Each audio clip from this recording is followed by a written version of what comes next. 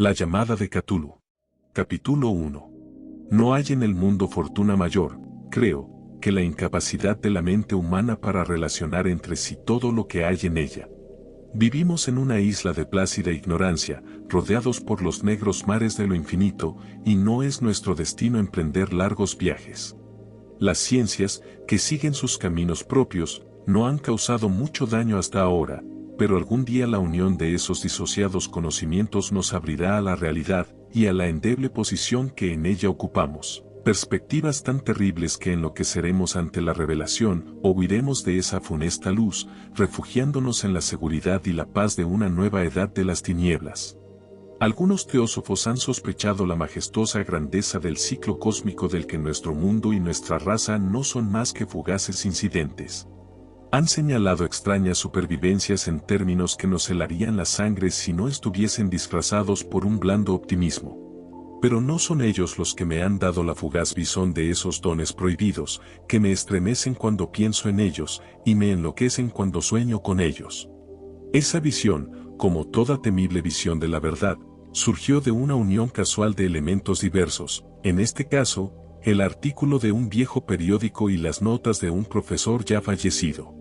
Espero que ningún otro logre llevar a cabo esta unión. Yo, por cierto, si vivo, no añadiré voluntariamente un solo eslabón a tan espantosa cadena. Creo, por otra parte, que el profesor había decidido también no revelar lo que sabía, y que si no hubiese muerto repentinamente, hubiera destruido sus notas. Tuve por primera vez conocimiento de este asunto en el invierno de 1926 a 1927, a la muerte de mi tío abuelo, George Gammell Angel, profesor honorario de lenguas semíticas de la Universidad de Brown, Providence, Rhode Island. El profesor Angel era una autoridad vastamente conocida en materia de antiguas inscripciones y a él habían recurrido con frecuencia los conservadores de los más importantes museos. Muchos deben por lo tanto recordar su desaparición, acaecida a la edad de 92 años.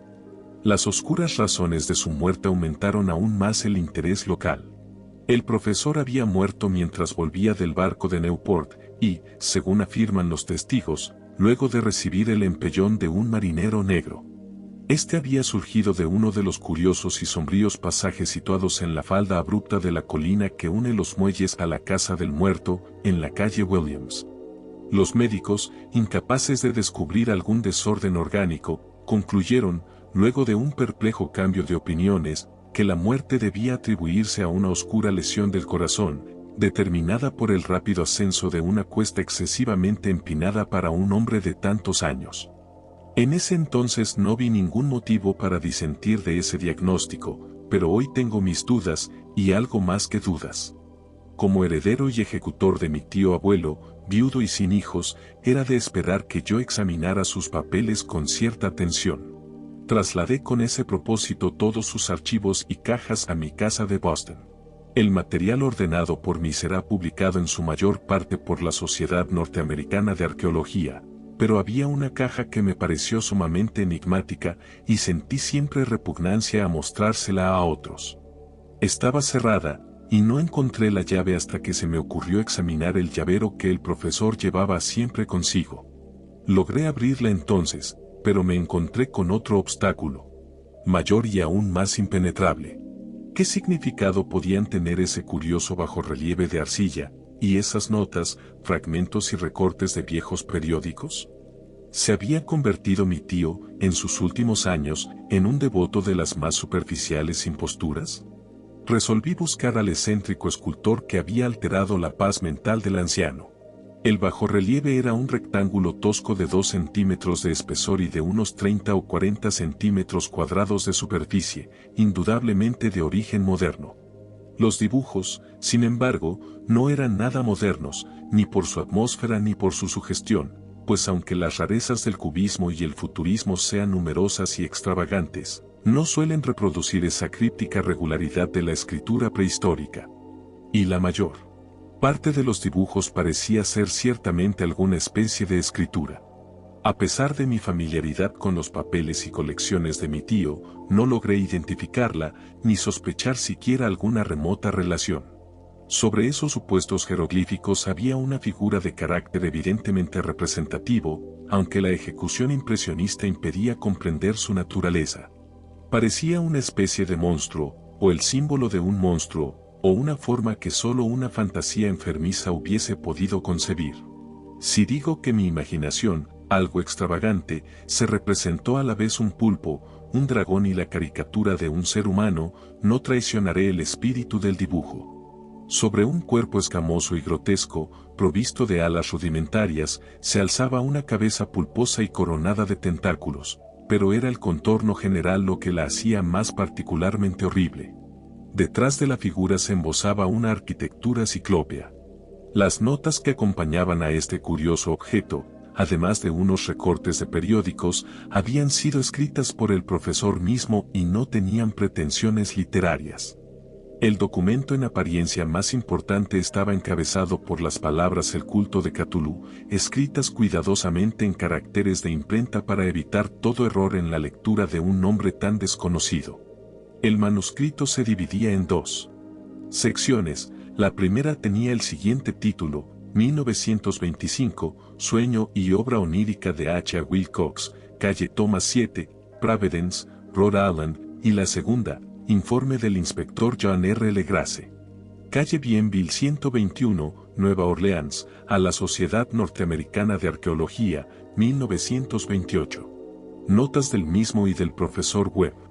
Las otras notas manuscritas eran todas muy breves, relatos de sueños curiosos de diferentes personas, o citas de libros y revistas teosóficos, principalmente la Atlántida y la Lemuria perdida de W. Scott Elliott, y el resto comentarios acerca de la supervivencia de las sociedades y cultos secretos, con referencia a pasajes de tratados mitológicos y antropológicos como la rama dorada de Fraser, y el culto de las brujas en Europa occidental de la señorita Murray. Los recortes de periódicos aludían principalmente a casos de alienación mental y a crisis de demencia colectiva en la primavera de 1925. La primera parte del manuscrito principal relataba una historia muy curiosa. Parece que el 1 de marzo de 1925 un joven delgado, moreno, de aspecto neurótico y presa de gran excitación, había visitado al profesor Angel con el singular bajorrelieve de arcilla, entonces todavía fresco y húmedo. En su tarjeta se leía el nombre de Henry Anthony Wilcox, y mi tío había reconocido en él al hijo menor de una excelente familia, con la que estaba ligeramente relacionado.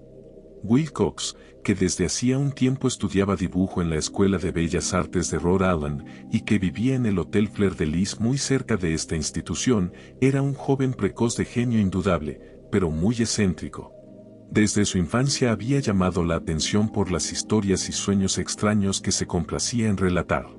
Se denominaba a sí mismo físicamente hipersensitivo, pero la gente seria de la vieja ciudad comercial lo consideraba simplemente raro.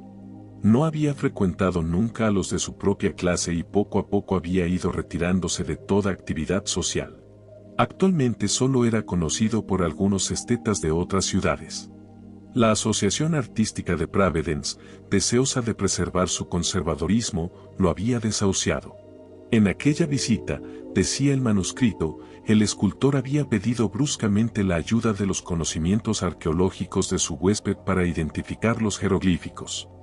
El joven hablaba de un modo pomposo y descuidado que impedía simpatizar con él. Mi tío le respondió con sequedad, pues la evidente edad de la tableta excluía toda posible relación con las ciencias arqueológicas. La réplica del joven Wilcox, que impresionó bastante a mi tío como para que la reprodujera palabra por palabra, tuvo ese énfasis poético que caracterizaba sin duda su conversación habitual. «Es nueva, es cierto», le dijo, «pues la hice anoche mientras soñaba con extrañas ciudades, y los sueños son más viejos que la cavilosa Tiro, la contemplativa Esfinge o Babilonia, guarnecida de jardines». Y comenzó a narrar una historia desordenada que, de pronto, despertó en mi tío un recuerdo. El anciano se mostró febrilmente interesado. La noche anterior había habido un leve temblor de tierra, el más violento de los que habían sacudido Nueva Inglaterra en esos últimos años, que había afectado terriblemente la imaginación de Wilcox. Ya en cama, y por primera vez en su vida, había visto en sueños una ciudad de ciclópeas de enormes bloques de piedra y gigantescos y siniestros monolitos de un horror latente que exudaban un limo verdoso. Muros y pilares estaban cubiertos de jeroglíficos, y de las profundidades de la tierra, de algún punto indeterminado, venía una voz que no era una voz, sino más bien una sensación confusa que solo la fantasía podía traducir en esta unión de letras casi imposibles, Cthulhu-Tagn. Esta mezcla de letras fue la llave del recuerdo que excitó y perturbó al profesor Ángel. Interrogó al escultor con minuciosidad científica y estudió con intensidad casi frenética el bajorrelieve que el joven había estado esculpiendo en sueños. Vestido solo con su ropa de dormir y temblando de frío. Mi tío culpó a su avanzada edad, dijo Wilcox más tarde, el no reconocer con rapidez los jeroglíficos y el dibujo. Muchas de sus preguntas le parecieron un poco fuera de lugar a su visitante, especialmente aquellas que trataban de relacionar a este último con sociedades y cultos extraños. Y Wilcox no pudo entender por qué mi tío le prometió repetidamente guardar silencio si admitía ser miembro de una de las tan innumerables sectas paganas o místicas. Cuando el profesor quedó al fin convencido de que Wilcox ignoraba de verdad toda doctrina o cultos secretos, le suplicó que no dejara de informarle acerca de sus sueños. Este pedido dio sus frutos, pues a partir de esa primera entrevista el manuscrito menciona las visitas diarias del joven y la descripción de sorprendentes visiones nocturnas cuyo tema principal era siempre unas construcciones ciclópeas de piedra, húmedas y oscuras, y una voz o inteligencia subterránea que gritaba una y otra vez, en enigmáticos y sensibles impactos, algo indescriptible. Los dos sonidos que se repetían con más frecuencia eran los representados por las palabras Cthulhu y R'lyeh. El 23 de marzo, continuaba el manuscrito, Wilcox faltó a la cita. Una investigación realizada en el hotel reveló que había sido atacado por una fiebre de origen desconocido y que lo habían llevado a la casa de sus padres, en la calle Waterman. Se había puesto a gritar en medio de la noche, despertando a varios artistas que vivían en el mismo hotel, y desde entonces había pasado alternativamente de la inconsciencia al delirio. Mi tío telefoneó enseguida a la familia, y desde ese momento siguió de cerca el caso, yendo a menudo a la oficina del Dr. Tooby, en Zaire Street, médico de cabecera del joven. La mente febril de Wilcox alimentaba, aparentemente, extrañas imágenes. El doctor se estremeció al recordarlas. No solo incluían una repetición de los sueños anteriores, sino también una criatura gigantesca de varios kilómetros de altura que caminaba o se movía pesadamente. Wilcox nunca lo describía en todos sus detalles, pero las pocas e incoherentes palabras que recordaba el Dr. Tooby convencieron al profesor de que aquel era el monstruo que el joven había intentado representar.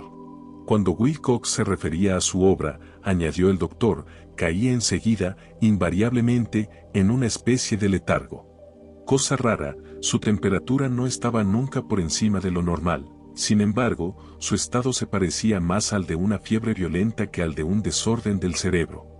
El 2 de abril a las 3 de la tarde, la enfermedad cesó de pronto.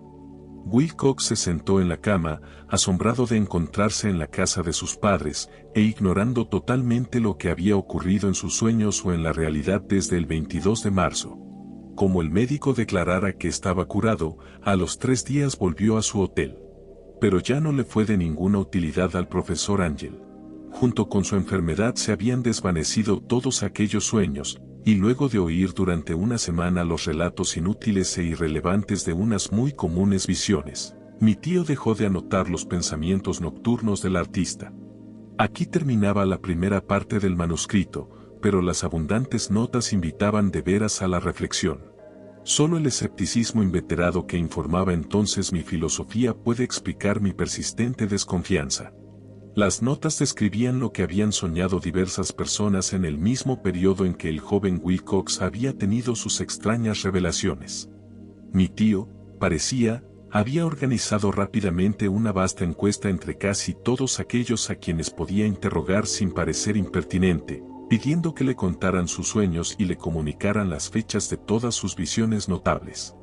Las reacciones habían sido variadas, pero el profesor recibió más respuestas que las que hubiese obtenido cualquier otro hombre sin la ayuda de un secretario. Aunque no conservó la correspondencia original, las notas formaban un completo y muy significativo resumen. La aristocracia y los hombres de negocios, la tradicional sal de la tierra de Nueva Inglaterra, dieron un resultado casi completamente negativo, aunque hubo algunos pocos casos de informes de impresiones nocturnas, siempre entre el 13 de marzo y el 2 de abril, periodo de delirio de joven escultor. Los hombres de ciencia no fueron tampoco muy afectados, aunque por lo menos 4 vagas descripciones sugerían la visión fugaz de extraños paisajes, y uno de ellos hablaba del temor a algo anormal. Las respuestas más pertinentes procedían de artistas y poetas que si hubieran podido comparar sus notas hubieran sido presas del pánico. Ante la falta de las cartas originales, llegué a sospechar que el compilador había estado haciendo preguntas insidiosas o había deformado el texto de la correspondencia para corroborar lo que había resuelto ver. Por eso persistí en la creencia de que Wilcox, conociendo de algún modo los viejos documentos reunidos por mi tío, había estado engañándolo. Estas respuestas de los artistas narraban una perturbadora historia. Entre el 28 de febrero y 2 de abril gran parte de ellos había tenido sueños muy curiosos, alcanzando su máxima intensidad en el tiempo del delirio del escultor. Una cuarta parte hablaba de escenas y sonidos semejantes a los descritos por Wilcox y algunos confesaban su terror ante una criatura gigantesca y sin nombre. Un caso, que las notas describían con énfasis, era particularmente triste. El sujeto, un arquitecto muy conocido, algo inclinado al ocultismo y la teosofía, se volvió completamente loco la noche que llevaron al joven Wilcox a la casa de sus padres, y murió meses después gritando que lo salvaran de algún escapado habitante del infierno. Si mi tío hubiese conservado los nombres de estos casos, en vez de reducirlos a números, yo hubiera podido hacer alguna investigación personal. Pero, como estaban las cosas, solo pude encontrar a unos pocos. Todos, sin embargo, confirmaron las notas. Me pregunté a menudo si aquellos a quienes había interrogado el profesor Ángel se habían sentido tan intrigados como este grupo. Nunca les di explicaciones, y es mejor así. Los recortes de prensa, como ya he dicho, trataban de casos de pánico, manía y excentricidad, siempre en el mismo periodo. El profesor Ángel debió de haber empleado una agenda de recortes, pues el número de estos extractos era prodigioso y además procedían de todos los rincones del mundo. Uno describía un suicidio nocturno en Londres, un hombre había saltado por una ventana luego de lanzar un grito horrible. En una confusa carta al editor de un periódico sudamericano un fanático anunciaba, apoyándose en sus visiones, un futuro siniestro. Un despacho de California relataba que una colonia teosófica había comenzado a usar vestiduras blancas ante la proximidad de un glorioso acontecimiento que no llegaba nunca, mientras las noticias de la India se referían cautelosamente a una seria agitación de los nativos, producida a fines de marzo. Las orgías vudúes se habían multiplicado en Haití, y en África se había hablado de unos cantos misteriosos. Los oficiales norteamericanos radicados en Filipinas habían tenido ciertas dificultades con algunas tribus, y en la noche de 22 de marzo los policías de Nueva York habían sido molestados por levantinos histéricos. Confusos rumores recorrieron también el oeste de Irlanda, y un pintor llamado Ardois Bonnot exhibió en 1926, en el Salón de Primavera de París, un blasfemo paisaje de sueño. En los asilos de alienados los desórdenes fueron tan numerosos que solo un milagro logró impedir que el cuerpo médico advirtiera curiosas semejanzas y sacara apresuradas conclusiones. Una rara colección de recortes, de veras, apenas concibo hoy el crudo racionalismo con que los hice a un lado. Pero quedé convencido de que el joven Wilcox había tenido noticias de unos sucesos anteriores mencionados por el profesor. Audiolibro traído a ustedes por God of No Doubts. Capítulo 2. Los sucesos anteriores por los que mi tío diera tanta importancia al sueño del escultor y al bajorrelieve eran el tema de la segunda mitad del largo manuscrito. Ya una vez, parecía, el profesor Ángel había visto los odiosos contornos del monstruo anónimo, había meditado sobre los desconocidos jeroglíficos y había oído las sílabas que solo la palabra Cthulhu podía traducir. Todo esto en circunstancias tan sobrecogedoras que no es raro que persiguiese al joven Wilcox con preguntas y ruegos. Esta experiencia anterior había ocurrido 17 años antes, en 1908, mientras la Sociedad Norteamericana de Arqueología celebraba su consejo anual en St. Louis. El profesor Angel, por su autoridad y sus méritos, había desempeñado un papel importante en todas las deliberaciones, y a él se acercaron varios profanos que aprovechaban la oportunidad de la convocatoria para hacer preguntas y plantear problemas. El jefe de ese grupo no tardó en convertirse en centro de atracción de todo el Congreso. Era un hombre de aspecto muy común, mediana edad, y que había hecho el viaje de Nueva Orleans a St. Louis en busca de cierta información que no había podido obtener en su distrito. Se llamaba John Raymond Legras y era inspector de policía. Traía consigo el objeto de su viaje, una estatuita de piedra, repugnante y grotesca, muy antigua aparentemente, cuyo origen no había logrado determinar. No debe creerse que el inspector Legras se interesara por la arqueología. Todo lo contrario, su deseo de instruirse tenía como único origen razones puramente profesionales. La estatuita, ídolo, fetiche o lo que fuese, había sido capturada meses antes en los pantanos boscosos del sur de Nueva Orleans, en el curso de una expedición contra una presunta ceremonia vudú. Tan singulares y odiosos eran los ritos, que la policía comprendió que se hallaba ante un culto totalmente ignorado, e infinitamente más diabólico que los del vudú. Los confusos e increíbles relatos arrancados por la fuerza a los prisioneros nada informaron sobre su posible origen. De ahí el deseo de la policía de consultar a alguna autoridad para identificar así el horrible símbolo y seguir las huellas del culto hasta sus fuentes. El inspector Legras no había esperado que su pedido convocara una impresión semejante. La aparición de la curiosa estatuita bastó para excitar a los hombres de ciencia, y pronto todos rodearon al inspector para contemplar de cerca la diminuta figura cuya rareza y aspecto de genuina y abismal antigüedad abrían perspectivas tan misteriosas y arcaicas. Nadie reconoció la escuela escultórica de la que había nacido la estatua, y sin embargo centenares y hasta miles de años parecían haberse posado en la oscura y verdosa superficie de aquella piedra desconocida. La figura, que los miembros del Congreso pasaron de mano en mano para estudiarla con más minuciosidad, medía de unos 20 a 25 centímetros de altura y estaba finamente labrada. Representaba un monstruo de contornos vagamente antropoides, pero con una cabeza de pulpo cuyo rostro era una masa de tentáculos, un cuerpo escamoso que sugería cierta elasticidad, 4 extremidades dotadas de garras enormes y un par de alas largas y estrechas en la espalda. Esta criatura, que exhalaba una malignidad antinatural, parecía ser de una pesada corpulencia, y estaba sentada en un pedestal o bloque rectangular, cubierto de indescriptibles caracteres. Las puntas de las alas rozaban el borde posterior del bloque, el asiento ocupaba el centro, mientras que las garras largas y curvas de las plegadas extremidades hacían el borde anterior y descendían hasta un cuarto de la altura del pedestal. La cabeza de cefalópodo se inclinaba hacia el dorso de las garras enormes que apretaban las elevadas rodillas. El conjunto daba una impresión de vida anormal, más sutilmente terrorífico a causa de la imposibilidad de establecer su origen. Su vasta, pavorosa e incalculable edad era innegable, sin embargo, nada permitía relacionarlo con algún tipo de arte de los comienzos de la civilización. El material de la estatua encerraba otro misterio. No había nada parecido, en la geología o la mineralogía, a aquella pieza jabonosa, verdinegra, de estrías doradas o iridiscentes.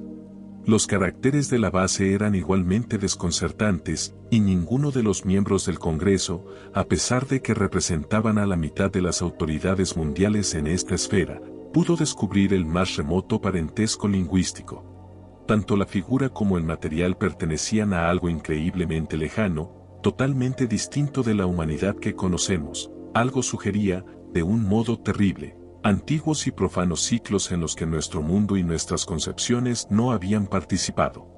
Y, sin embargo, mientras los miembros del Congreso sacudían la cabeza y se confesaban incapaces de resolver el misterio, uno de ellos creyó descubrir algo raramente familiar en la efigie y los jeroglíficos, y al fin, no sin reticencia, confesó lo que sabía. Este hombre era el hoy desaparecido William Channing Webb, profesor de antropología en la Universidad de Princeton y explorador de bastante renombre. 48 años antes el profesor Webb había recorrido Groenlandia e Islandia en busca de ciertas inscripciones rúnicas que hasta ese entonces no había podido descubrir. En la costa occidental de Groenlandia se había encontrado con una tribu degenerada de esquimales, cuya religión, un culto demoníaco curioso, lo había impresionado sobremanera por su faz deliberadamente sanguinaria y repulsiva. Era aquella una fe que los otros esquimales ignoraban casi del todo, y a la que se referían estremeciéndose. Databa, decían, de épocas muy antiguas, anteriores al nacimiento del mundo. Junto a ritos anónimos y sacrificios humanos había invocaciones de origen tradicional dirigidas a un demonio supremo o Tornasuk. El profesor Webb había oído esa invocación en boca de un viejo Angekok, o brujo sacerdote, y la había transcrito fonéticamente, hasta donde era posible, en caracteres romanos. Pero lo que ahora parecía importante era el fetiche adorado en ese culto, y alrededor del cual bailaban los esquimales cuando la aurora boreal brillaba muy por encima de los acantilados de hielo. Era, declaró el profesor, un tosco bajorrelieve de piedra con una figura horrible y algunos caracteres misteriosos. Creía recordar que se parecía, por lo menos en todos los rasgos esenciales, a la criatura bestial que ahora estaban examinando. Este relato, recibido con asombro y sorpresa por los miembros del Congreso, pareció excitar al inspector Legrasse, que abrumó al profesor a preguntas. Habiendo copiado una invocación recitada por uno de los oficiantes del pantano, rogó al profesor Webb que tratase de recordar las sílabas recogidas en Groenlandia. Siguió una comparación exhaustiva de todos los detalles y un instante de sombrío silencio cuando el profesor y el detective convinieron en la virtual identidad de las frases. He aquí, en sustancia, la división de las palabras fue establecida de acuerdo con las pausas tradicionales observadas por los oficiantes, lo que el brujo esquimal y los sacerdotes de Luisiana habían cantado a sus ídolos. Legrasse había tenido más suerte que el profesor Webb, pues varios prisioneros le habían revelado el sentido de esas palabras. Era algo así. En su casa de Riley el fallecido Cthulhu espera soñando. Y entonces, respondiendo a un ruego general, el inspector relató minuciosamente su experiencia con los fieles del pantano. Veo ahora que mi tío dio gran importancia a esa historia. Tenía cierto parecido con las ensoñaciones más extravagantes de los teósofos y los creadores de mitos, y revelaba una asombrosa imaginación de carácter cósmico que nadie hubiese esperado entre parias y vagabundos. El 1 de noviembre de 1907 la policía de Nueva Orleans había recibido un alarmado mensaje de la región pantanosa del sur. Los colonos, gente primitiva, pero de buen natural, descendientes en su mayor parte de Lafitte, eran presas del pánico a causa de algo desconocido que había invadido la región durante la noche. Se trataba en apariencia de un culto vudú, pero de una especie más terrible que todo lo que ellos conocían. Desde que el malévolo tam-tam había comenzado a sonar incesantemente en aquellos bosques oscuros donde nadie osaba aventurarse, habían desaparecido varias mujeres y niños. Se habían oído gritos irracionales, chillidos desgarradores y cantos lúgubres, y unas llamas diabólicas habían bailado en la espesura. Los vecinos, añadía el aterrorizado mensajero, no podían soportarlo. En las primeras horas de la tarde 20 policías partieron en 2 carricoches y un automóvil, guiados por el tembloroso colono. Cuando el camino se hizo intransitable abandonaron los vehículos y durante varios kilómetros chapotearon en silencio a través de los espesos bosques de cipreses donde nunca penetraba la luz del día. Raíces tortuosas y nudos malignos de musgo español retardaban la marcha, y de vez en cuando una pila de piedras húmedas o los fragmentos de una pared en ruinas hacían más depresiva aquella atmósfera que los árboles deformados y las colonias de hongos contribuían a crear. Al fin apareció un miserable conjunto de chozas, y los histéricos colonos corrieron a agruparse alrededor de las vacilantes linternas. El apagado golpear de los tam-tams se oía débilmente a lo lejos, la brisa traía muy de cuando en cuando un chillido que helaba la sangre. Un resplandor rojizo parecía filtrarse por entre el follaje pálido, más allá de las interminables avenidas de la noche selvática. A pesar de su repugnancia a quedarse nuevamente solos, Todos los habitantes del lugar se negaron a avanzar un solo paso hacia la escena del culto maldito, de modo que el inspector Legrasse y sus 19 colegas tuvieron que aventurarse sin guías por aquellas negras arcadas de horror donde ninguno de ellos había puesto el pie. La región en que ahora entraba la policía tenía tradicionalmente muy mala fama y en su mayor parte no había sido explorada por hombres blancos. Algunas leyendas se referían a un lago secreto en que vivía una colosal e informe criatura, algo parecida a un pólipo y de ojos fosforescentes, y, según los colonos, unos demonios de alas de murciélago salían a medianoche de sus cavernas para adorar al monstruo. Afirmaban que éste estaba allí desde antes que la Salle, de los indios, y aún de las bestias y pájaros del bosque. Era una verdadera pesadilla, y verlo significaba la muerte. Pero se aparecía en sueños a los hombres, y eso bastaba para que éstos se mantuviesen alejados. La orgía vudú se desarrollaba en los límites extremos del área aborrecida, pero aún así el emplazamiento era bastante malo, y eso quizá había aterrorizado a los colonos más que los chillidos o incidentes. Solo la poesía o la locura podían haber reproducido los ruidos que oyeron los hombres de Legrasse mientras atravesaban lentamente el sombrío pantano, acercándose a la luz rojiza y a los apagados tam-tams. Hay una cualidad vocal propia de las bestias, y nada más terrible que oír una de ellas cuando el órgano de donde proviene debería emitir otra. Una furia animal y una licencia orgiástica se exacerbaban allí hasta alcanzar alturas demoníacas con gritos y aullidos estáticos que reverberaban en los bosques tenebrosos como ráfagas pestilentes surgidas de los abismos del infierno. De vez en cuando cesaban los gritos y lo que parecía un coro de voces roncas entonaba la odiosa melopea 1. Por fin los hombres llegaron a un sitio donde el bosque era menos denso, y se encontraron de pronto en el lugar mismo de la escena. 4 trastabillaron, un quinto perdió el conocimiento, y otros 2 lanzaron un grito de horror que, por suerte, fue apagado por el tumulto salvaje de la orgía. Legrasse roció con agua pantanosa el rostro del hombre desvanecido, y luego todos contemplaron el espectáculo fascinados por el horror. En un claro natural del pantano se alzaba una isla verde de tal vez un acre de extensión, desprovista de árboles y bastante seca. Allí saltaba y se retorcía una horda de anormalidades humanas más indescriptibles que cualquiera de las que hubiese podido pintar un Saim o un Angeroule. Sin ropas, esta híbrida muchedumbre bramaba, rugía y se contorsionaba alrededor de una hoguera circular. De vez en cuando se abrían las cortinas de fuego y se podía distinguir en el centro un bloque de granito de unos 2,5 metros de alto, en cuya cima, incongruente por su pequeñez, se alzaba la funesta estatuita. En 10 cadalsos instalados a intervalos regulares en un ancho círculo que rodeaba la hoguera, con el monolito como centro, colgaban con la cabeza hacia abajo los cuerpos extrañamente mutilados de los desaparecidos colonos. Dentro de este círculo saltaba y rugía el anillo de fieles, moviéndose de izquierda a derecha en una bacanal interminable entre el círculo de cadáveres y el círculo de fuego. Pudo haber sido solo la imaginación o pudo haber sido un simple eco, pero uno de los hombres, un impresionable español, creyó oír que las invocaciones eran seguidas por unas respuestas antifonales que procedían de un lejano y sombrío lugar, situado en lo más profundo de aquel bosque de leyenda.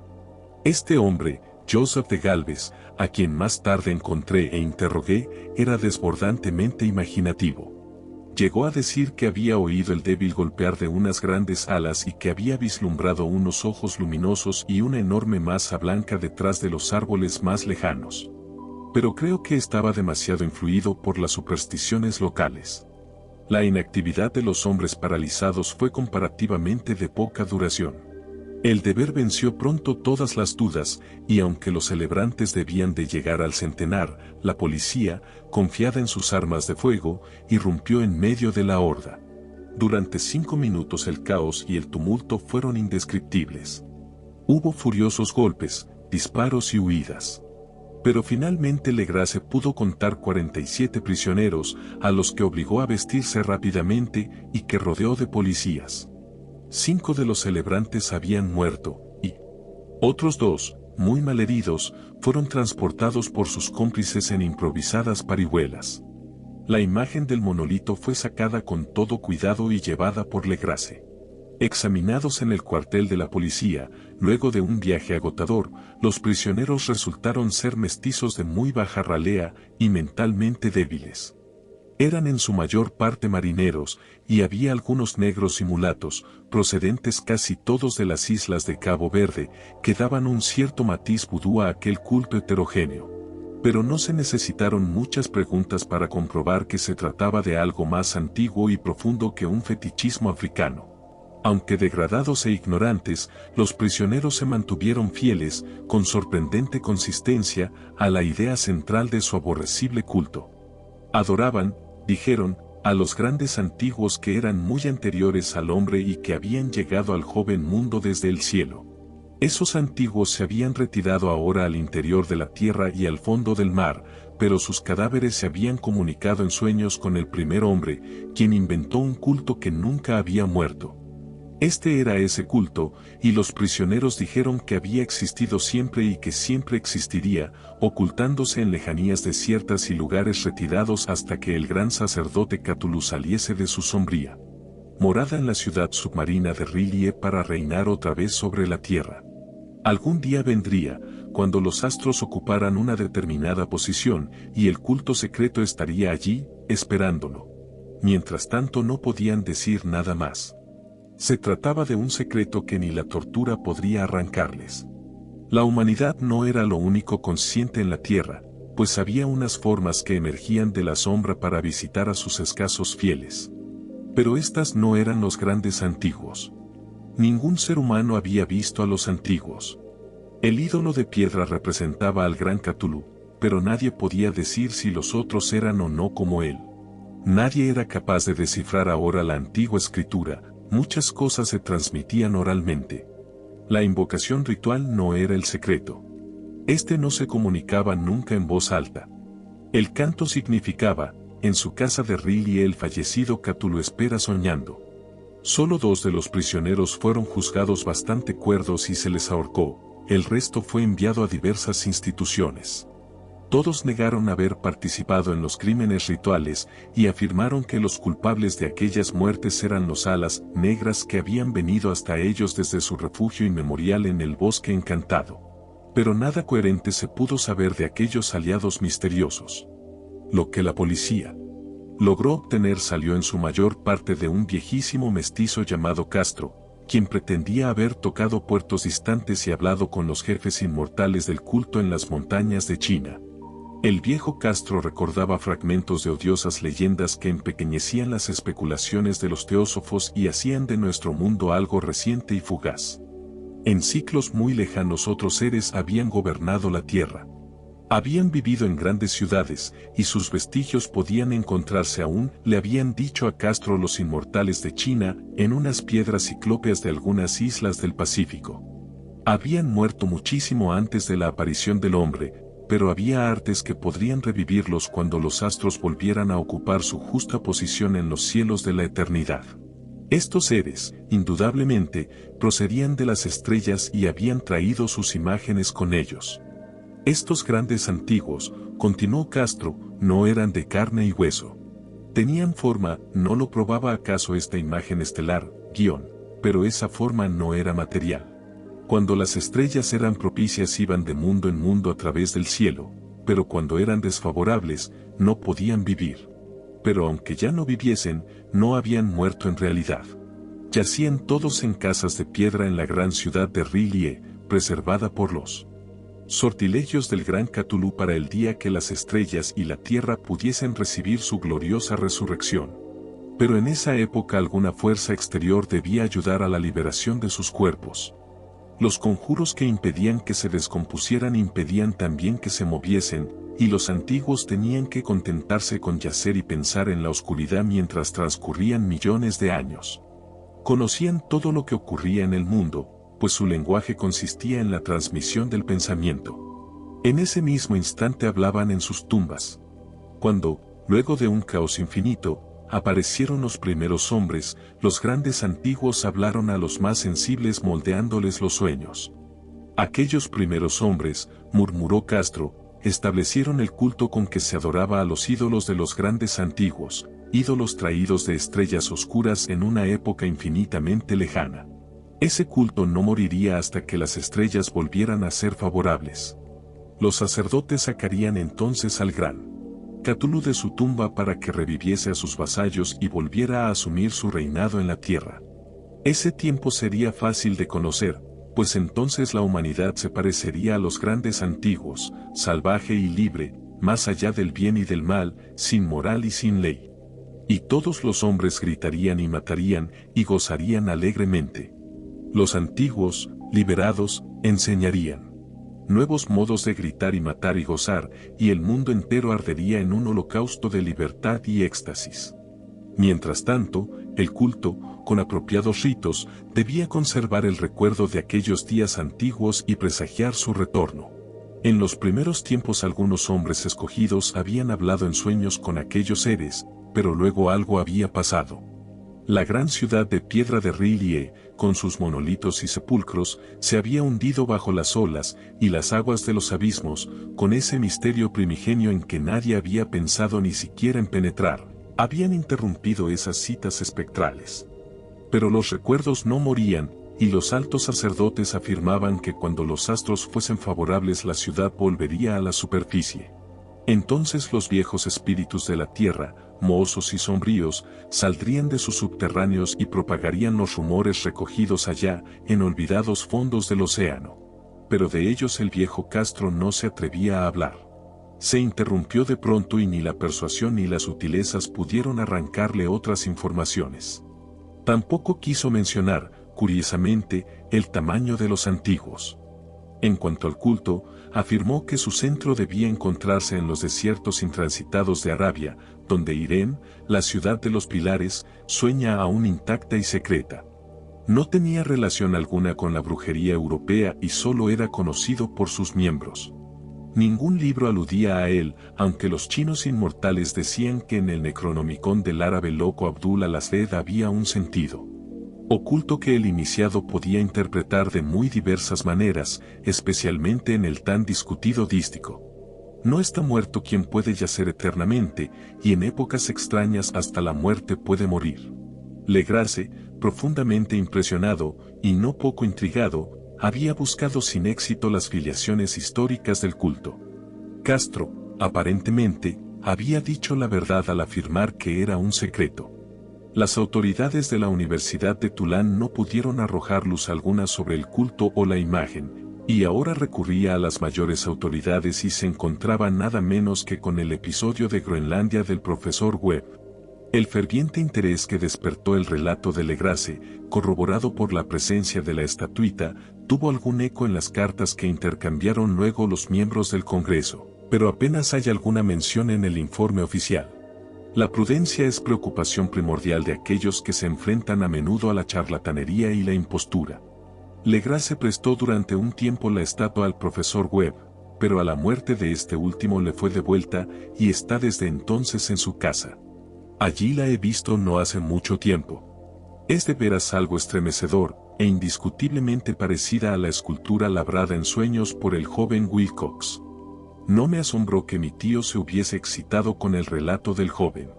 ¿Qué pudo pensar al saber, ya enterado de la información recogida por Legrasse, que un joven sensible no solo había soñado la figura y los jeroglíficos de las imágenes del pantano y de Groenlandia, sino que también había oído en sueños 3 de las palabras de la fórmula repetida por los maestros de Luisiana y los diabólicos esquimales? Era natural que el profesor Ángel hubiese iniciado instantáneamente una minuciosa investigación, aunque yo en mi fuero interno sospechaba que el joven Wilcox había oído hablar del culto, y había inventado una serie de sueños para acrecentar el misterio ante los ojos de mi tío. El relato de los otros sueños y los recortes coleccionados por el profesor parecían corroborar la historia del joven, pero mi bien fundado racionalismo y la total extravagancia del asunto me llevaron a adoptar las conclusiones que estimé más razonables.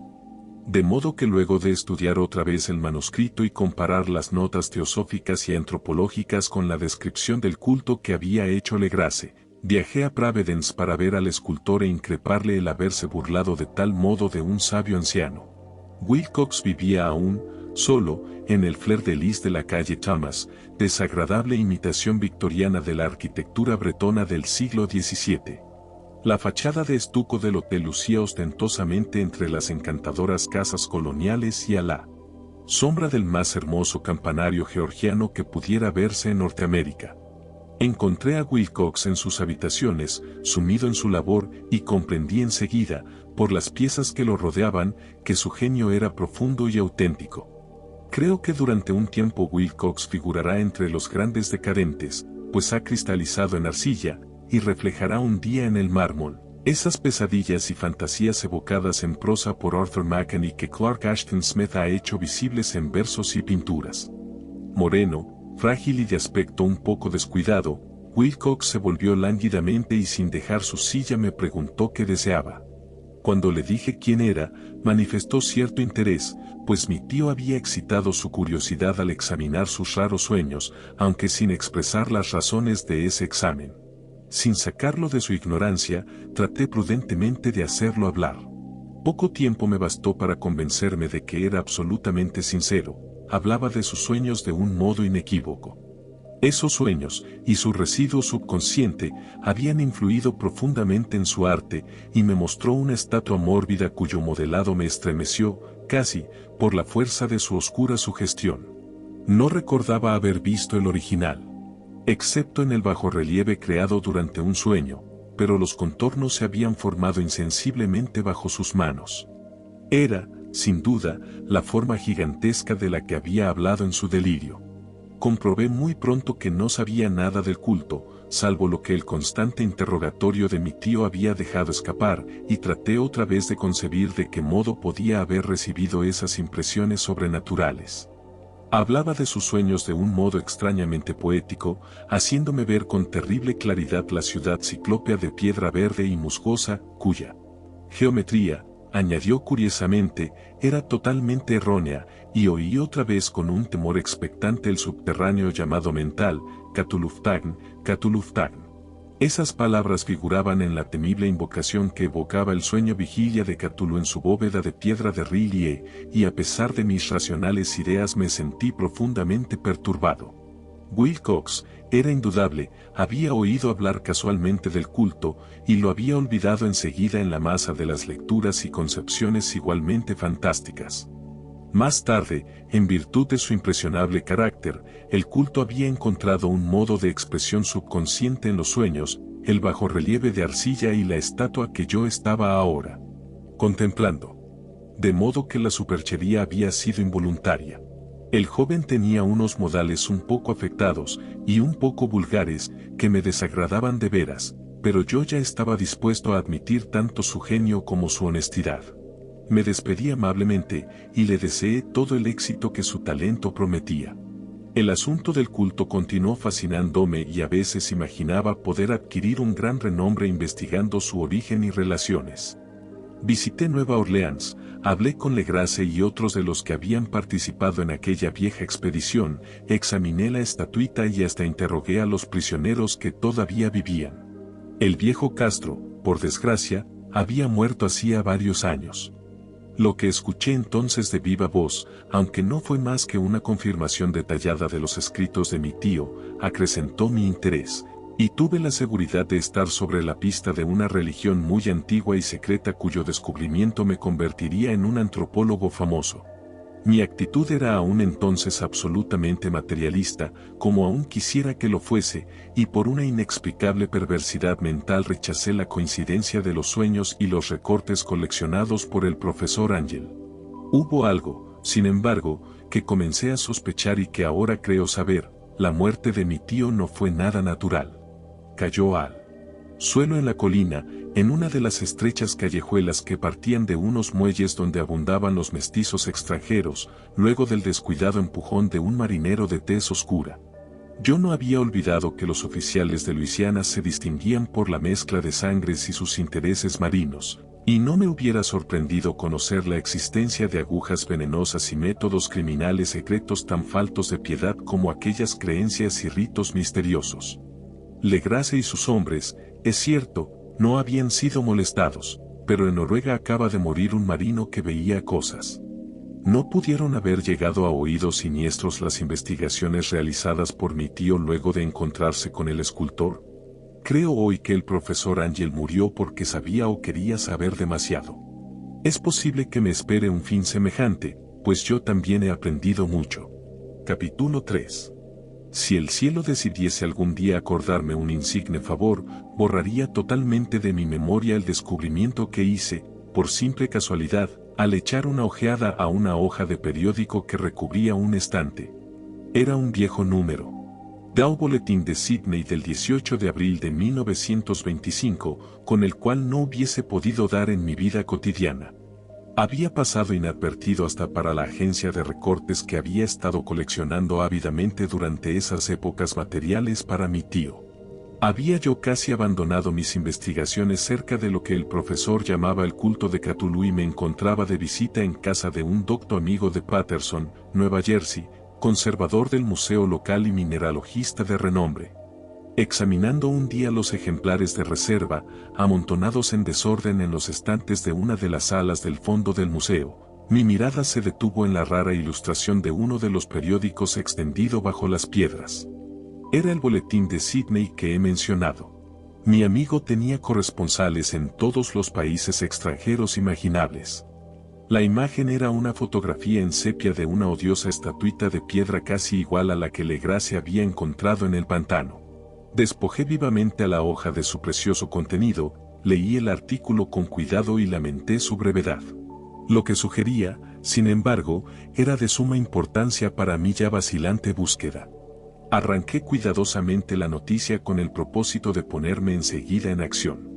He aquí el contenido. Misterioso barco a la deriva rescatado en alta mar. El Vigilant arribó remolcando a un yate neozelandés armado. Un muerto y un sobreviviente a bordo.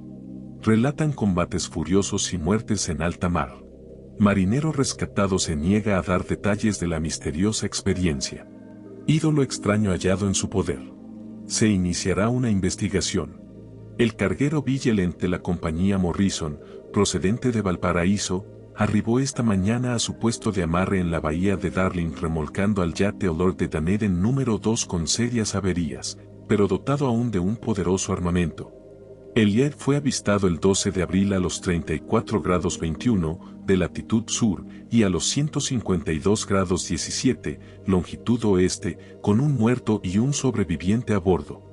El Vigilant dejó Valparaíso el 25 de marzo y el 2 de abril fue alejado considerablemente de su curso, en dirección sur, por excepcionales tormentas y enormes olas.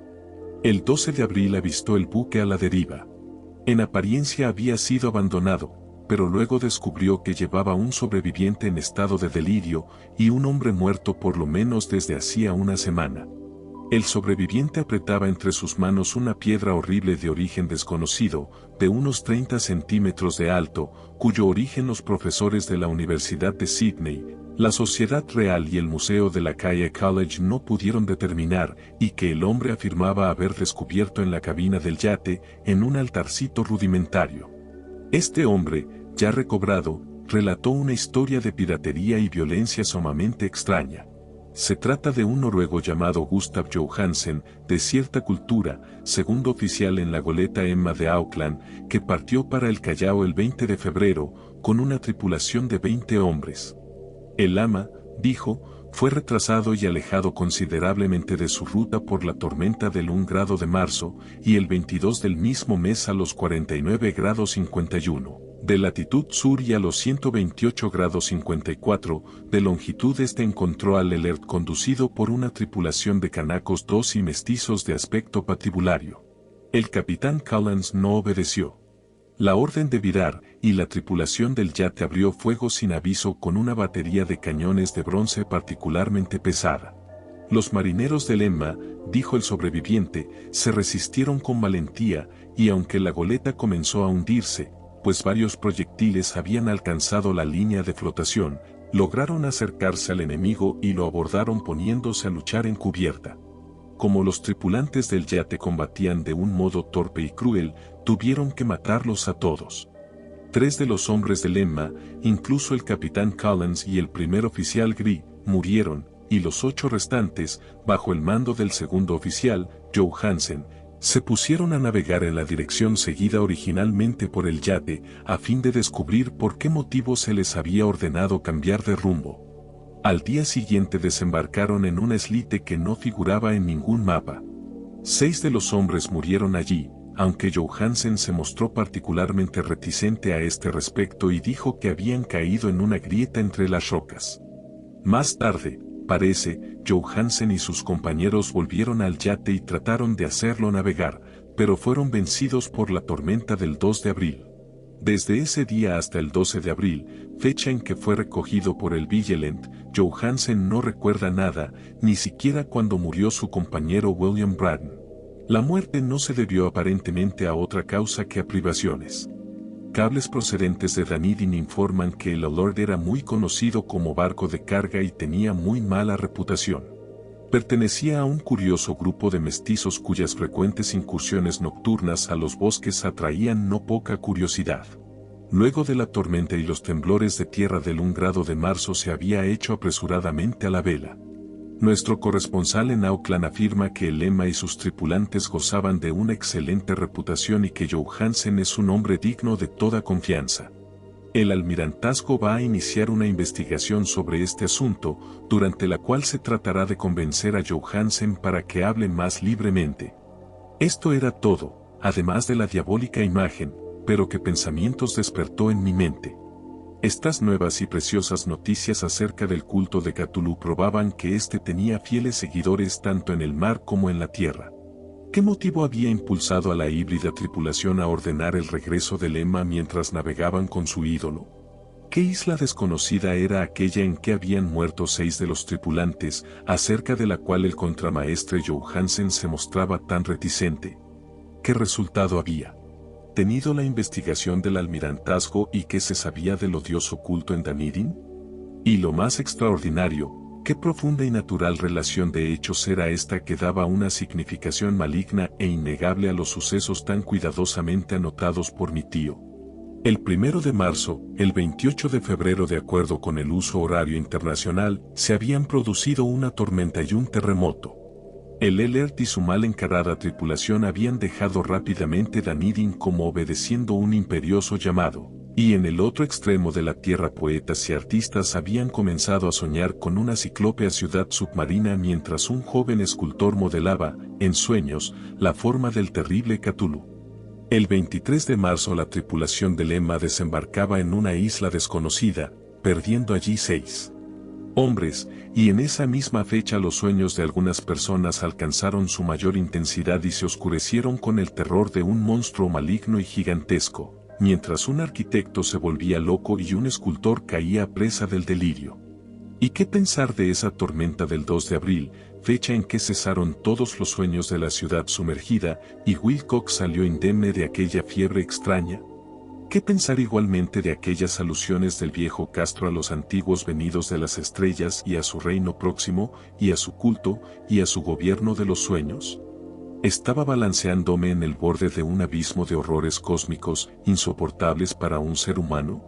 En todo caso no afectaron sino a la mente, pues el 2 de abril puso término de algún modo a la monstruosa amenaza que había sitiado el alma de los hombres. Aquella tarde, luego de haber pasado el día enviando telegramas y haciendo urgentes preparativos, me despedí de mi huésped y tomé un tren para San Francisco. En menos de un mes llegué a Dunedin, donde, sin embargo, descubrí que se sabía muy poco de los extraños miembros del culto que habían vivido en las posadas marineras. El vagabundeo en los muelles era asunto demasiado común y no valía la pena mencionarlo, pero algo oí a propósito de una expedición terrestre realizada por estos mestizos durante la cual se escuchó el débil golpear de unos tambores y se vio un fuego rojo en las colinas lejanas. En Auckland me enteré de que Joe Hansen había vuelto a Sydney, donde acababa de sometérsele a un inútil interrogatorio, con el pelo totalmente cano, y que luego de vender su casita de la calle West había regresado con su mujer a su viejo hogar, en Oslo. De su aventura no dijo a sus amigos más de lo que ya sabían los oficiales del almirantazgo, y todo lo que pudieron hacer fue darme su nueva dirección. Volví entonces a Sydney y hablé sin éxito con gente de mar y miembros de la corte. Vi el Elerton Circular Quay en la bahía de Sydney, pero nada me reveló su casco. La imagen en cuclillas, de cabeza de pulpo, cuerpo de dragón, alas escamosas y pedestal con jeroglíficos, se conservaba en el Museo de Hyde Park. La examiné con cuidado y descubrí que estaba exquisitamente labrada, y tenía el mismo profundo misterio, terrible antigüedad y sobrenatural rareza de material que el ejemplar más pequeño de Legrasse. Para los geólogos, me dijo el conservador del museo, la estatua era un enigma monstruoso, y juraban que no había en el mundo una roca parecida. Recordé, estremeciéndome, lo que había dicho el viejo Castro Alegrace a propósito de los primeros grandes antiguos, vinieron de las estrellas y trajeron consigo sus imágenes. Profundamente perturbado resolví visitar al oficial Johansen en Oslo. Llegué a Londres, me reembarqué enseguida para la capital de Noruega, y un día de otoño eché pie a tierra en un limpio desembarcadero, a la sombra del Egeber. La casa de Johansen, descubrí, estaba situada en la ciudad vieja del rey Harald Hardrada, que había conservado el nombre de Oslo durante los siglos en que la ciudad principal adoptara el nombre de Cristianía. Hice el corto viaje en un taxi y golpeé con el corazón tembloroso la puerta de una casa vieja y limpia de frente enyesado. Salió a recibirme una mujer de cara triste, vestida de negro, quien me comunicó en un inglés vacilante que Gustav Johansen no era ya de este mundo. No había sobrevivido mucho a su regreso, pues su aventura marina de 1925 le había destrozado la salud. La mujer no sabía más que el público, pero Johansen había dejado un largo manuscrito, que trataba asuntos técnicos, escrito en inglés con la intención manifiesta de que su esposa no lo entendiese. Mientras paseaba por una callejuela, cerca del muelle de Gassenbeck, un atado de viejos periódicos, salido de la ventana de un altillo, lo golpeó y lo hizo caer. 2 marineros indios lo ayudaron enseguida a levantarse, pero el hombre murió antes de que llegase la ambulancia. Los médicos, incapaces de precisar la causa del deceso, lo habían atribuido a un malestar del corazón y a un debilitamiento general. Sentí entonces que un oscuro terror, que no me abandonaría hasta que a mí también me fuese acordado el eterno reposo, accidentalmente o por otro motivo, me traspasaba los huesos. Habiendo persuadido a la viuda de que mi conocimiento de esos asuntos técnicos me autorizaba a poseer el manuscrito, me llevé el documento y comencé a leerlo en el barco que me conducía a Londres. Era un relato simple, desordenado, un diario de mar redactado de memoria en que se intentaba recoger día a día aquel último y terrible viaje. No lo transcribiré literalmente a causa de sus oscuridades y redundancias, pero mi resumen bastará para explicar por qué el rumor de las aguas contra los costados del buque se me hizo tan intolerable que tuve que taponarme los oídos. Johansen, gracias a Dios, no lo sabía todo, aunque vio la ciudad y el monstruo, pero yo ya no podré dormir en paz mientras recuerde el horror que espera emboscado del otro lado de la vida, en el tiempo y el espacio, y aquellas malditas criaturas que vinieron de los astros más antiguos y que sueñan en las profundidades del mar, conocidas y favorecidas por un culto de pesadilla decidido a lanzarlas sobre nuestro planeta cada vez que algún terremoto vuelva a elevar la monstruosa ciudad de piedra al aire y la luz del sol. El viaje de Johansen había comenzado tal como lo declarara él mismo ante el almirantazgo.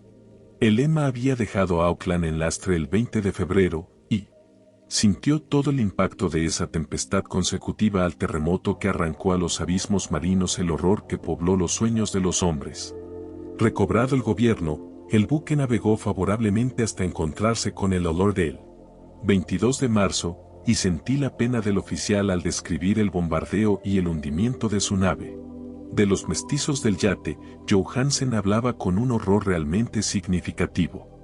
Había algo abominable en ellos que hacía que su destrucción pareciese casi un deber, y Johansen se sorprende ante la acusación de crueldad que contra él y sus compañeros hizo la corte. Ya en el yate capturado, Johansen y sus hombres, impulsados por la curiosidad, prosiguen viaje hasta avistar una alta columna de piedra que emerge del océano, y a los 49 grados 9 de latitud oeste, y 126 grados 43 de longitud sur, se encuentran ante una costa barrosa y una albañilería ciclópea cubierta de algas que no puede ser sino la sustancia tangible del terror supremo del universo. La ciudad muerta de R'lyeh, construida hace millones de años, antes de los comienzos de nuestra historia, por las enormes y espantosas criaturas que descendieron desde unos astros desconocidos. Allí yacen el gran Cthulhu y sus compañeros, ocultos en unas bóvedas verdes y húmedas desde donde envían, luego de incalculables ciclos, pensamientos que aterrorizan a los hombres sensibles y reclaman imperiosamente a los fieles del culto que inicien el peregrinaje de la liberación y la restauración. El oficial Joe Hansen ignoraba todo esto, pero Dios sabe bien que había visto bastante. Creo que emergió de las aguas solo la cima de la ciudadela, coronada por un enorme monolito, donde yace el gran Cthulhu. Cuando imagino el tamaño de todo lo que puede esconder el fondo del océano, siento deseos de morir sin esperar ya más. Joe Hansen y sus hombres se sintieron aterrados ante la majestad cósmica de esta húmeda Babilonia habitada por demonios, y debieron sospechar, instintivamente, que no pertenecía ni a este ni a ningún otro planeta similar. En todas las líneas de la estremecida descripción de Joe Hansen se advierte el mismo pavor, ante el tamaño indescriptible de los bloques de piedra verde, ante la altura vertiginosa del monolito labrado, ante la asombrosa identidad de esas colosales estatuas y bajorrelieves con la rara imagen encontrada en la sentina del Elert. Sin conocer el futurismo, Joe Hansen describe, al hablar de la ciudad, algo muy parecido a una obra futurista. En vez de referirse a una estructura definida, algún edificio, se reduce a hablar de vastos ángulos y superficies pétreas, superficies demasiado grandes para ser de este mundo, y cubiertas por jeroglíficos e imágenes horribles. Menciono estos ángulos pues me recuerdan los sueños que me relató Wilcox. El joven escultor afirmó que la geometría de la ciudad de sus sueños era anormal, no euclidiana, y que sugería esferas y dimensiones distintas de las nuestras. Ahora un marino ilustrado tenía ante la terrible realidad la misma impresión. Joe Hansen y sus hombres desembarcaron en la playa de esta monstruosa acrópolis y se treparon, resbalando, por los titánicos y musgosos escalones que ningún ser humano hubiera podido edificar. El sol mismo parecía deformado cuando se lo miraba a través de las miasmas polarizadas que emanaban de esta perversión submarina, una amenaza tortuosa acechaba en esos ángulos desconcertantes donde una segunda mirada descubría una concavidad donde se había creído ver la convexidad. Todos los exploradores, aún antes de ver algo definido, salvo las rocas, los musgos y las algas, se sintieron presas de un indefinible terror. Todos habrían escapado si no hubiesen temido la burla de los otros, y solo de mala gana se decidieron a buscar vanamente, como comprendieron más tarde, algo que sirviese de recuerdo. Rodríguez, el portugués, fue el primero en llegar a la base del monolito y les gritó a los otros lo que acababa de descubrir. Poco más tarde los hombres contemplaron curiosamente una enorme puerta de piedra labrada con el ya familiar bajorrelieve del pulpo dragón. Se parecía, dice Joe Hansen, a la enorme puerta de un granero. Todos vieron allí una puerta, ya que estaba encuadrada en un umbral, un dintel y dos montantes, pero nadie pudo decidir si estaba situada horizontalmente, como la puerta de una trampa, o algo inclinada, como la puerta exterior de un altillo. Como lo hubiese dicho Wilcox, la geometría del lugar era errónea. Uno no podía estar seguro de que el mar y el suelo fueran horizontales, de modo que la posición relativa de todo el resto parecía variar fantásticamente. Briden presionó sobre la piedra en diversos sitios sin resultado. Luego Donovan palpó con delicadeza los bordes, apretando separadamente cada punto.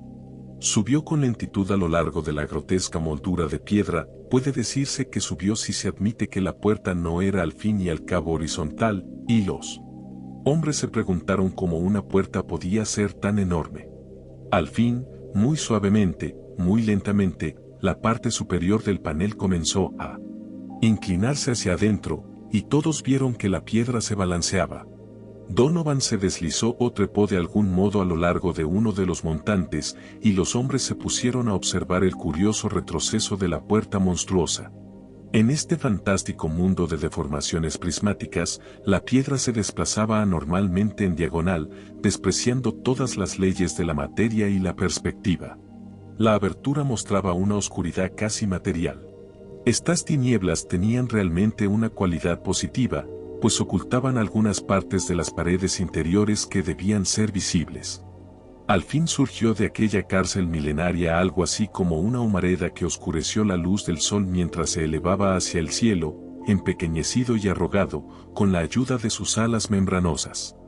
El olor que salía de aquellos abismos recién abiertos era insoportable, y Hawkins, que tenía el oído fino, creyó oír allá abajo un sonido chapoteante e inmundo. Todos escucharon, y todos escuchaban aún cuando el monstruo se hizo visible, babeando y apretando su inmensidad verde y gelatinosa a través de la tenebrosa abertura hasta elevarse pesadamente en el aire corrompido de aquella ciudad de pesadilla. La letra del pobre Johansen es apenas inteligible en esta parte. De los 6 hombres que nunca llegaron al barco, cree que 2 murieron simplemente de miedo en aquel instante maldito. El monstruo está más allá de toda posible descripción. No hay lenguaje aplicable a ese abismo de horror inmemorial, a esa pavorosa contradicción de todas las leyes de la materia, la fuerza y el orden cósmicos. Una montaña que caminaba. Dios. Puede extrañar que en el otro lado de la tierra enloqueciese un gran arquitecto y que en aquel telepático instante la fiebre devorara al pobre Wilcox. El monstruo de los ídolos, el verde y viscoso demonio venido de otros astros, había despertado para reclamar sus derechos. Las estrellas eran otra vez favorables, y lo que un viejo culto no había podido lograr por su voluntad, un puñado de inocentes marineros lo hacía por accidente. Luego de millones y millones de años el gran Cthulhu era libre otra vez. 3 hombres fueron barridos por aquellas patas membranosas antes que nadie tuviese tiempo de volverse. Que descansen en paz, si hay algún descanso en el universo. Eran Donovan, Guerrera y Angstrom. Parker resbaló mientras los otros 3 sobrevivientes se precipitaban frenéticamente en un escenario infinito de rocas verdosas. Johansen jura que fue absorbido hacia arriba por un ángulo que no debía estar allí, un ángulo agudo que se había comportado como si fuese obtuso. De modo que solo Briden y Johansen llegaron al bote, y se dirigieron desesperadamente hasta el Elert mientras la montañosa monstruosidad descendía por los escalones de piedra resbaladiza y se detenía, titubeando, a orillas del agua. Las calderas habían quedado funcionando a pesar de que todos habían bajado a tierra, y bastaron unos pocos segundos de frenéticas corridas entre ruedas y motores para poner en marcha el Elert. Lentamente, entre los horrores distorsionados de esa escena indescriptible, la hélice comenzó a golpear las aguas. Mientras tanto, en la costa mortal, sobre aquellas construcciones que no eran de este mundo, el monstruo gigantesco venido de las estrellas emitía unos gritos inarticulados, como Polifemo al maldecir el veloz navío de Ulises. Enseguida, con más audacia que los cíclopes de la leyenda, el gran Cthulhu penetró en las aguas e inició la persecución con golpes que levantaron enormes olas. Briden volvió la vista y enloqueció. Desde entonces rió a intervalos hasta que la muerte lo alcanzó en su cabina mientras Johansen vagaba delirando de un lado a otro. Pero Johansen no había abandonado la partida. Comprendiendo que el monstruo alcanzaría seguramente el olor antes de que la presión llegase al máximo, resolvió intentar algo desesperado y, acelerando los motores, subió rápidamente a la cubierta e hizo girar el timón. En la superficie de las aguas hubo un remolino espumoso, y mientras crecía la presión del vapor, el valiente noruego dirigió el navío contra aquella montaña gelatinosa que se alzaba sobre las sucias espumas como la popa de un galeón demoníaco. La horrible cabeza de pulpo, envuelta en tentáculos, llegaba casi hasta la punta del Baupress 3, pero Johansen no retrocedió. Hubo un estallido como el de un globo que se desinfla, un líquido inmundo como el que surge de un hendido pez luna, una hediondez que el cronista no se atrevió a describir. Durante un instante una nube verde, acre y enceguecedora, envolvió al buque, y un hervor maligno quedó a popa, donde, Dios del cielo, la esparcida plasticidad de aquella entidad celeste estaba recombinándose y recobrando su forma primitiva, mientras el olor se alejaba más y más, y ganaba velocidad. Eso fue todo. Desde ese momento Johansen se contentó con meditar sombríamente sobre el ídolo de la cabina y preparar unas pocas comidas para él y su enloquecido compañero, que reía a carcajadas. No trató de dirigir el navío, Después de aquel incidente quedaba un gran vacío en su alma. Luego sobrevino la tormenta del 2 de abril, que terminó de nublar su conciencia. Recordaba confusamente infinitos abismos líquidos de espectrales paredes giratorias, vertiginosos desplazamientos por mundos huidizos en la cola de un cometa y saltos convulsivos de las profundidades del mar hasta la luna y luego otra vez hasta el mar, todo envuelto en el coro de carcajadas de las antiguas divinidades y de los verdes demonios del Tártaro, de alas de murciélago. Luego de esas pesadillas vino el rescate, el Vigilant, el tribunal del almirantazgo, las calles de Danidin y el largo viaje de retorno a la casa natal, junto al Egeber. Nada podía contar, pasaría por loco. Lo escribiría todo antes de morir, pero su mujer no debería sospechar nada. La muerte sería para él beneficiosa solo si borraba los recuerdos. Tal era el documento que leí. Lo he guardado en la caja de lata junto con el bajorrelieve de arcilla y los papeles del profesor Ángel. Incluiré este relato, esta prueba de mi propia cordura donde se ha unido lo que espero que nunca volverá a unirse. He contemplado todo lo que en el universo puede haber de horroroso, y aún los cielos de la primavera y las flores del verano me parecerán desde ahora impregnados de veneno. Pero no creo que viva mucho. Como desaparecieron mi tío y el pobre Johansen, así desapareceré yo. Conozco demasiado y el culto todavía existe. Cthulhu existe también, supongo, en ese refugio de piedra que le sirve de abrigo desde que el sol era joven. Su ciudad maldita se ha hundido otra vez, pues el Vigilant navegó por aquel lugar después de la tormenta de abril, pero sus ministros en la tierra bailan aún y cantan y matan en lugares aislados, alrededor de monolitos de piedra coronados de imágenes. Cthulhu tuvo que haber sido atrapado por los abismos submarinos, pues si no el mundo gritaría ahora de horror. ¿Quién conoce el fin? Lo que ha surgido ahora puede hundirse y lo que se ha hundido puede surgir. La abominación espera y sueña en las profundidades del mar, y sobre las vacilantes ciudades de los hombres flota la destrucción. Llegará el día, pero no debo ni puedo pensarlo. Ruego que si no sobrevivo a este manuscrito, mis ejecutores testamentarios cuiden de que la prudencia sea mayor que la audacia e impidan que caiga bajo otros ojos. Fin.